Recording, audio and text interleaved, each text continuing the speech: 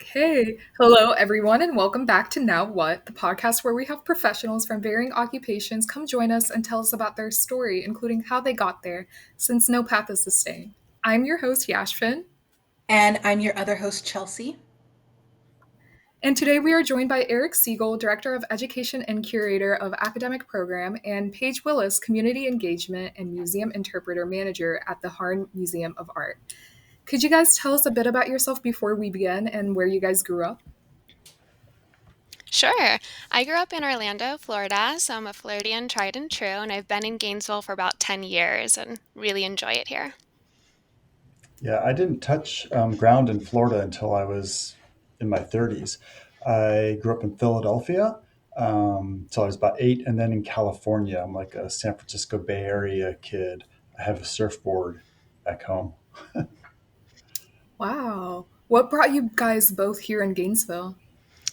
So I studied in Georgia, and after getting my degree, I was feeling a little unsure about where I wanted to go next. And so it was either go back to live in Orlando with my parents or come to Gainesville, where my sister was studying at the University of Florida, and see what opportunities were in Gainesville. And so I chose Gainesville, and I never left. Yeah, I went to college and grad school up and down the coast of California, and then met and eventually married my spouse. She got a job here in Gainesville, and I followed her while I was still doing my doctoral degree. Oh, wow. I love that for you guys. You guys both had a reason to come in Gainesville. Family, Yeah. Yeah. actually. Yeah. Mm. Yeah. But we're happy that you chose to stay here because now you're on our wonderful podcast. And we're gonna start off with some icebreakers. We have two questions that we're gonna have everyone go around and answer. Which the first one being like what is the best thing that you've ever bought? Ooh. Hmm. Like to this Okay. day that you're like I don't regret spending any money on this. Boy, that's a tough one, isn't it? Okay, well, I mean, obviously, I think everyone could agree it would be like if you bought, even if it was an adoption, a pet, right? You still everyone, pets are always, in your heart for your life. So I think that would be an easy answer we could all agree on. But Yeah. I'll say I recently bought a pretty small and relatively inexpensive sailboat. Do I not regret it? I actually do a lot, but I also love it. And, I've it never gets in the water. I'm always working on it. But it's that thing that isn't just an object to hold and own, but something that engages me and challenges me because you're always developing new skills to learn how to fix top to bottom, back, stem to stern of the boat. So that'll be my answer. Paige, I think I gave you a little time to reflect on what might be your answer. Yeah, it's maybe a little silly of an answer, but I'm grateful for buying my vacuum. I love cleaning. It's the way in which I kind of get resettled after a day of work or just maybe going through something. And I invested in a pretty fancy, expensive vacuum, and I do not regret it because I use it every day. Oh, that's amazing. Yeah, Yeah, I think those both are very good purchases. Definitely different ends very of the much field. so. I hope I could feel you on like having a really good vacuum cleaner that really gets the job done. Because personally, in my family, when the roles are divided, they always make me vacuum. And actually, my brother, whenever I go back home, he's like, "Oh, you're back, so now you have to vacuum." And I'm Mm. Mm. like, you won't give me a moment to breathe. And a boat. I've never been on a boat in Florida, so I think that would be exciting to do one Yeah, day. Like it just reminded me of something that I had on my bucket list. cool. Love it. Yeah. Chelsea, I think for me, right, we didn't my answer yet. best yeah. No, I think one of the best things I bought was actually this pair of baggy cargo Mm, jeans because I really like a good pair of jeans and it's lasted me a good while and I love cargo jeans especially because they hold so many things without me having to carry a purse. So I find that very handy. that's That's great. nice. Yeah, I don't like carrying bags around either. But I would say the best thing that I bought recently was a Labubu. It was a gift from my sister. It was her birthday like a Oh, month sweet. ago. Yeah, so she really likes it. And yeah, she enjoys it, it makes her happy, so I don't regret Hmm. buying That's lovely. it. Are you guys familiar with Labubus? Absolutely not, except I just saw Jimmy Fallon doing a shtick with it about how, yeah, so felt like I've known about them for 72 hours, I think. Wow. No, they're definitely something, to say the least. Very, some may say cute, others might say monsterish. I'm on the monsterish side. Yeah. Okay, so our next question is what is the most impressive thing you know how to do? Hmm. Can we Like answer a for each secret other? tip. Oh my god, yes, we Yeah. would Can I love Okay. answer that. for Paige? So not a year and a half, a couple years ago, one of my dogs caught a bunny rabbit in my backyard, and the bunny rabbit was injured. And the first thing I did after saving, getting the dog away from it, was to call Paige, because Paige knows everything about bunny rabbits. She knows how to care Oh, for them. She knows about their health. She knows, of course, about feeding them. She is a bunny aficionado. So that is maybe not the most impressive thing she knows how to do, but it's one thing that yeah, you might not expect. Oh, no, that's yeah, that's very spectacular. neat. Yeah, I love that answer. For Eric, he's actually a really great magician, and he has pulled out many a magic tricks at the museum, and I think that is very impressive. There was one where a cake was involved, and there was a secret card inside. Um, Oh my mhm. goodness. Wait. Is the I mean, if you're able to, Eric, we would love to see a magic trick at some point. Pick a card, any card. and you have You have one them here. ready. We set this up, Paige and I did. It Yeah, was all planned. it's a bit, yeah. Wow. Wait, I really like that. I like the answers you guys both had. Chelsea, we haven't gotten to know each other for too We long, also haven't seen each other but in person either yet. So yeah, we haven't met in person yet.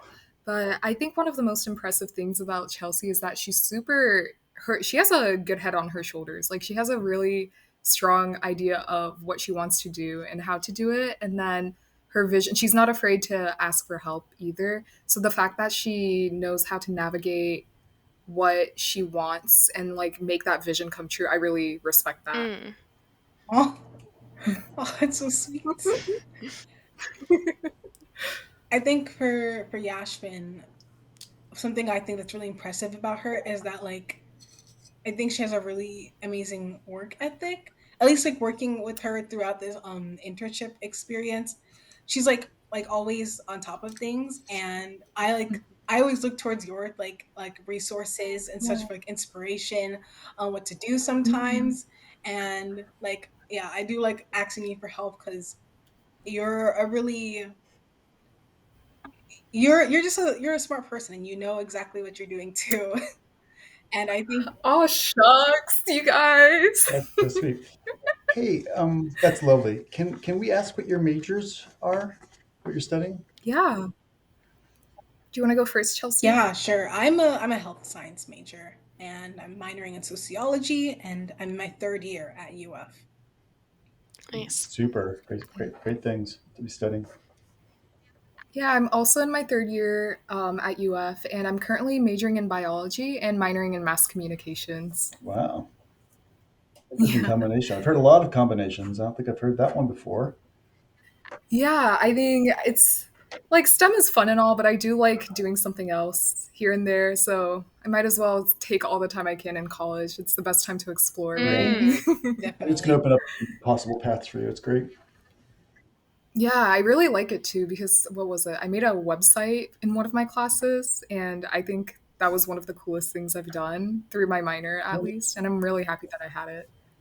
Definitely, I think in another world, that's my major, and like biology is my minor for sure. Uh, Well, now that we got to bond a bit and like learn more about your guys' stories, we would like to begin with asking you guys if you guys started knowing about museum education as a career in high school, and if not, what careers were you guys initially interested in? I did not know about museum education or really museum careers. I wasn't thinking about museums at all in high school. I was very much focused on art and looking forward to a career as an artist. Mm. Wow, that's impressive, Paige, that you were really focused in the arts already. Mm-hmm. Um, I was lucky in that my parents took me to museums when I was a kid, even in Philadelphia when I was 6 years old, science museums, art museums. So I was familiar with them. They weren't this strange beast to me, but I was not at all thinking about a career through high school. I went to college studying computer science initially, um, before I finally turned to art history, and then had my first experiences doing some internships in museums. So yeah, in high school, it was didn't even know there were jobs in museums. Couldn't have told you what kind of jobs there were in museums. No one had ever done an amazing podcast like Now What to open my eyes up to that. So it was Yeah. not I there. mean, no, yeah, I agree. I definitely didn't realize this was a career option or pathway when I was in high school. And even now, like learning about it, it was something that I was relatively freshly learning about. Even though I knew they were there, I still didn't consider it any deeper. So I'm really glad we're doing this podcast to learn more about the behind the scenes and about what you guys do. And also, like, since you mentioned, Eric, that you went to many museums, I'm sure you did as well, Paige. Do you guys both have a No, not as many? Oh. Well, that's a I know. mistake on my I part, grew but up not do really you guys going to have a museums, didn't really go into museums Uh-huh. until starting interning here in 2015 at the Harn. Mm. So that internship really opened up my eyes to what a museum is and what is behind the scenes in a museum for careers. Oh, wow. Do you guys have a favorite museum at all? Hmm.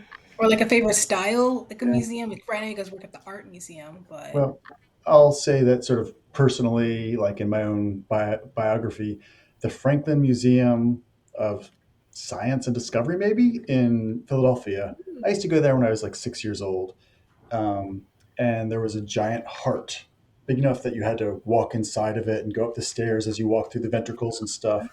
There were all kinds of things that were just interactive, and it really, you knew that you, as a kid, you knew you belonged there. There's no question like, am I supposed to be quiet? Or so I felt like that was such an important experience for me, that a museum that spoke to me as a kid and I had fun with, and it's stuck with me all these years.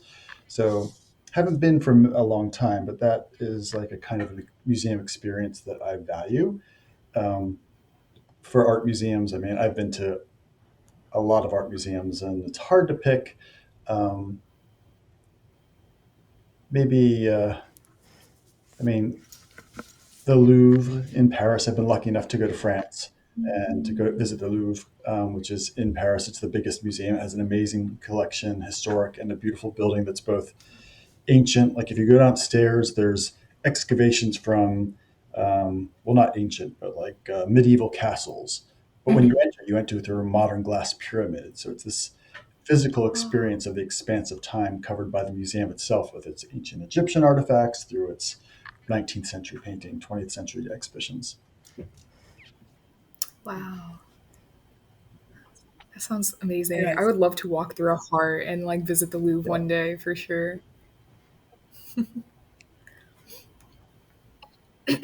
So, speaking, of museums, when did you realize that museum education or engagement was something that you wanted to pursue professionally?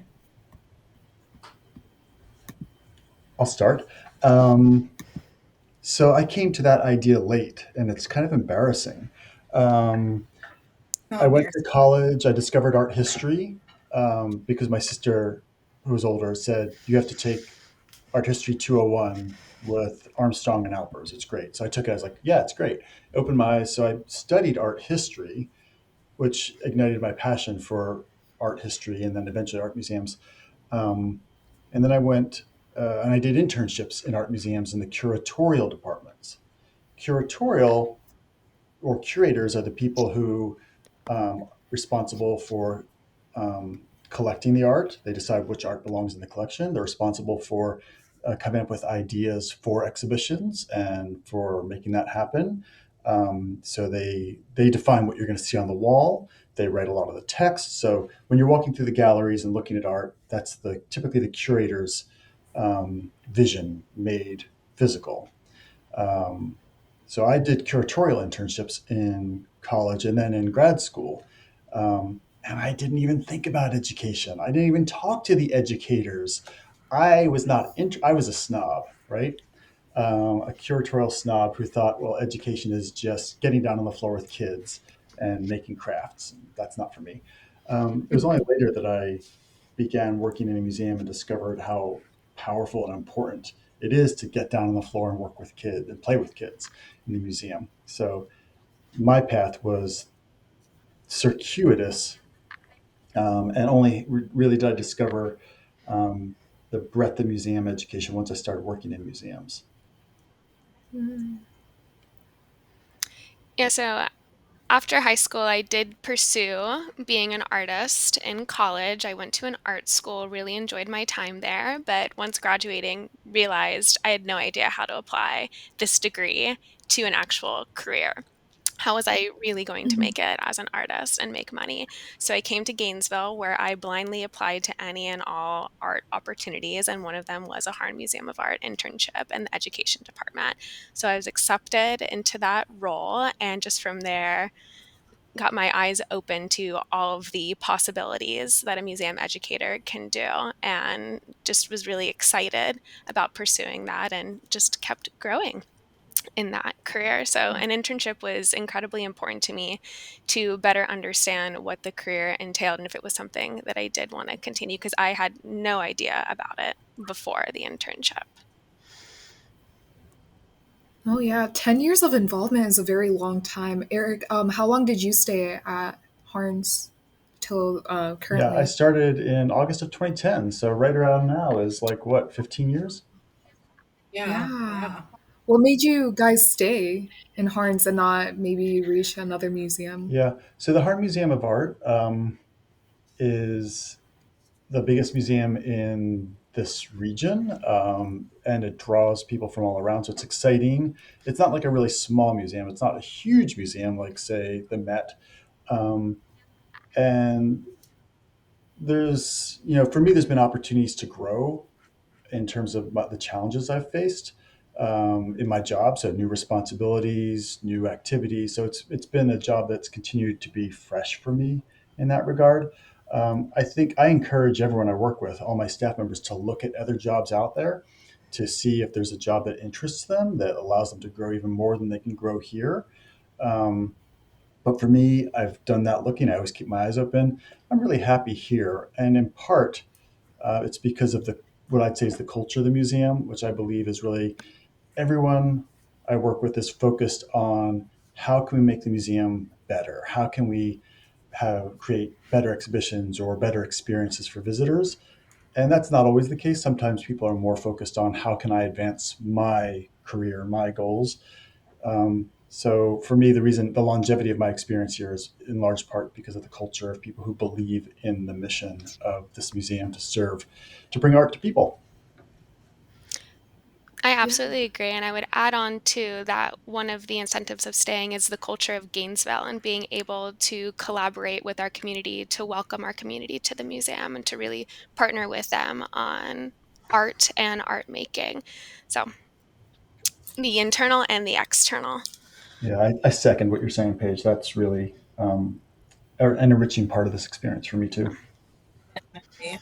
Like I know I've been to the Harn a couple times, like for class, whether I have like an extra credit assignment or even when I have friends visiting over to Gainesville, we usually like stop at the art museum because like it's a really that place is really like beautiful and magical and like all the people I've been to that place with like really enjoy it. So I think yes, community is definitely one of like the strongest aspects there. And you see families at the museum all the time. So it's like wonderful for like people of all ages. There's something for there for everyone to enjoy. Hmm. Yeah. I have to completely agree. I really like the museum and how you guys have made it to what it is now today. And it was one of the first places I visited once I got to Gainesville. And I like to tell everyone about it as like the first place they should visit. when they come to Gainesville because it's such a nice little way to learn a bit of history and like explore something really cool right here in Gainesville when people because when people like come they don't know what to look forward to. It's a new environment for them for most people because it's a college Hmm. town. So having a museum like right around the corner is super nice. Hmm. Yeah, yeah. What you've both said, Chelsea and Yashfin, is so touching for me, and I'm sure for Paige too. Like this is why we do what we do, so people can come to the museum and feel that it's you know welcoming and meaningful and relevant and enriching. So I'm so glad that you've had those experiences here and that you shared those. Thank you. Yeah, Of course. of course. And I'm sure you guys will agree when I say that both of your guys' experiences with the entering museum education was rather unconventional rather than a conventional path. Would you say there is a conventional path into entering museum education? I think the conventional path would high school to college would be high school to college. College, you might study your your subject area, art, science, history, technology, that would then lead your interest to museums. And then you might go into a museum studies program or a curatorial program.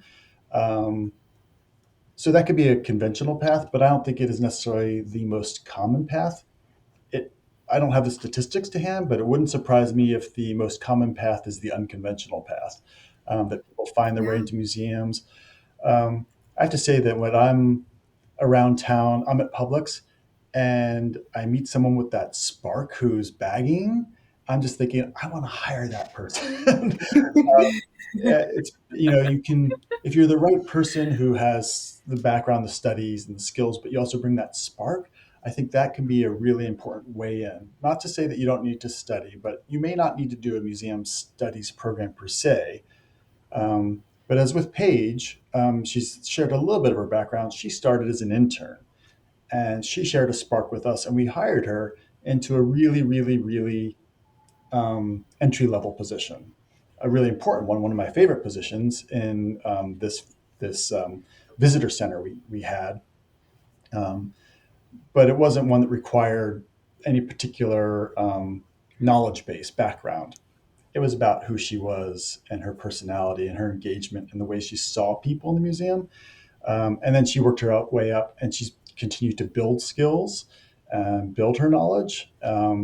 So unconventional, but um, based on a real excitement and passion for the museum. Yeah. Would you agree with Eric, Paige, or do you have anything to add No, on to I that? definitely agree with Eric. I think your academic background is really important, but I also just think having a love of art, a love of people are the most essential skills to have in working in museum education. And those are things sometimes that you can't learn. It's just something that you have, it's a part of who you are. Hmm. Was there a mentor or like an internship or like a museum experience that guided you towards this field? Definitely, yes. My internship in the fall of 2015, absolutely. And I've been really fortunate to have many mentors during my time here at the museum, other staff members that were in the positions that I now fulfill. Were very generous in sharing their knowledge and sharing opportunities for me to grow into the position, let me shadow them. So I do think there's a lot of peer to peer support in museums, especially at the Harn. We do really want to support each other, really uplift, give each other opportunities. And that was really essential for my growth here at the museum. Yeah, I think that's a great point, Paige, that mentors sometimes are supervisors Hmm. or people with more experience, but sometimes they're maybe parallel mentors or something. I certainly when I first started here, I felt like my the director at the time, Rebecca Nagy, was a mentor and really helped me to learn my job, um, which was a big jump for me into museums. But I also learned from my colleagues. Bonnie Bernot was an education colleague at the time, and she was more. I was more responsible for academic engagement. That would be engaging with University of Florida, Santa Fe College students. She was more involved with engaging with families, children's school children in schools, and I learned a lot from her about that area, which was kind of a blank for me um, as a parallel colleague. Yeah. Would you say you guys are at the point of your career where you're serving as a mentor for anyone? Yes, I would say so. We do have the opportunity to supervise interns, primarily UF and Santa Fe college students, and that has been a really amazing opportunity to get to work with students, serve as a mentor, but I'm also learning a ton from them. Um, so very rewarding. Yeah. Question: do you have to be like a college student to be a part of the to be an intern at the Harn? The program is for college students. Right. Mhm. Yeah. So, Mm. one of the challenging things for your audience for this podcast, which is high school students primarily, is that I mean, in this in the context of this conversation, is that we don't have currently very strong specific. We don't have specific programs for teens. It's a bit of a nut that we Mhm. haven't cracked in terms of hours, staff resources, and things. It's something we keep in back, in our minds to address when we are able to, when we have the resources. Um, so, in terms of internships, as Paige said, they are really geared for college students. Right. Yeah, that's understandable. And how would you describe for those who are watching the role of museum education and like how would you interpret that? Yeah. I think I said something about this earlier, but whereas curators curate the art, they choose art, they display art, they care for art, they build collections of art. Um, our primary object of study of work is people and experiences. Um, we love the art, we're passionate about it, we're moved by the art, but we also want to make connections to that for visitors. We want them to feel that our job is to make them feel that the museum is welcoming and relevant and meaningful and connects with them where they are. We don't want to make everyone an art historian. That's not what museum education. It isn't that you're going to come in, you're going to learn a lot of facts about artists and states and history, and you're going to be able to then turn around and write that down on a test. That's not what we do. We're really interested in creating opportunities for people to discover in art what is meaningful for them, and people come from so many different directions in art. We spend a lot of time in conversation rather than lecturing in the galleries, and we learn as much from our audiences because they come from such different directions when they're thinking about art, as much as we share with them. So it's a place. Museum education for me is to create opportunities to learn and experience, and to be creative too in the art museum. And I'd love to hear what Paige would add or Yeah. uh, I absolutely agree. I see our role as art activators. We help bring the art to life, as Eric was mentioning, making it relevant, fostering that sense of connection between our visitors, our patrons, and that work of art. And we do so in a variety of different ways with a variety of different audiences. So we develop these programs, these tours, these opportunities to really foster that engagement between the art and the visitors. Thank you. So, since you guys have both been working at the Harn for so long, where do your roles intersect often? And like, how do you collaborate to like bridge like your community and like, the campus together? how do we collaborate with each other or collaborate? Okay, yeah. So first part, how do you collaborate with each other? And then how do you collaborate with the community? Got you, got you. Um, if I sit back, I can see Paige from my office here, and I'm either emailing her or yelling across my office all day with her. I don't know if that is collaboration or not. It's We work together communication. on everything. I mean, collaboration is at the root of our department and our roles. Yeah, we very much work together. We don't work in silos on our own individual programs. We all work together to seek out the same goals. But we do have different audiences. I primarily, as the community engagement manager, focus on K through 12 and family audiences, where Eric's programs typically fall more towards college students or adult audiences. Right. And nonetheless, so Paige will work independently, leading those areas and coming up with ideas, and we'll always talk about it and how I can support her or how I see the problems she's trying to solve. And I turn to Paige all the time for her perspectives as well. So there's that kind of communication and sharing. But then in terms of collaboration, we really are there for each other, um, showing up at each other's programs to make sure that everything's going smoothly, um, and solving problems together. I think every day we recognize that more minds are better than one. More eyes on a problem can anticipate what's going to happen, can um, help find solutions. And it's having, for a lot of people, that's a challenge, is to learn to be open and flexible. You come up with an idea, you're excited about it, you want to make it happen, you want to do it your way. And then other people come in and say, but what about this? Isn't that a problem? And so Mhm. collaboration, as you're focusing on here, Chelsea, is so important in terms of thinking about people are trying to help me. What can I learn from them to, since we're focused on a goal, not Right. not my sort of ego about the problem, but focused on the goal. How can we together make this better? So we do collaborate on everything internally. External collaborations are a little different. We're passionate about that, but they're more about bringing together these two different things. Maybe it's a classroom of children and an art museum, or maybe it's a library and an art museum, or some other group, a community garden and an art museum, right? With different goals, but really all committed to people and community. I think that's where our collaborations meet, is that as an art museum, we're excited to work with anyone who wants to make the community better and wants to improve the experience of people. And when we see that art can be part of that, even if it's a weird connection, we do a lot of programs, for instance, with medical students in their third and fourth year. That's kind of weird. Um, you don't want a surgery in the middle of the museum, and you don't want a artwork in the middle of your surgery.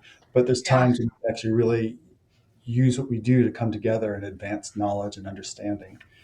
So those kinds of collaborations are really exciting for us because we're learning new things. We're like bring us weird challenges, and together discovering solutions.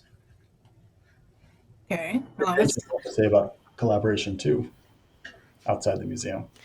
Yes, it's key. It's critical. It's what keeps the museum relevant, connected to the community. It's so important to partner outside of the museum.